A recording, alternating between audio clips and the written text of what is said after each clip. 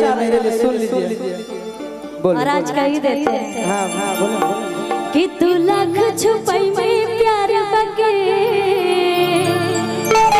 तू लाख छुपाई में प्यार बके, दुनिया के पता चल जाते रे।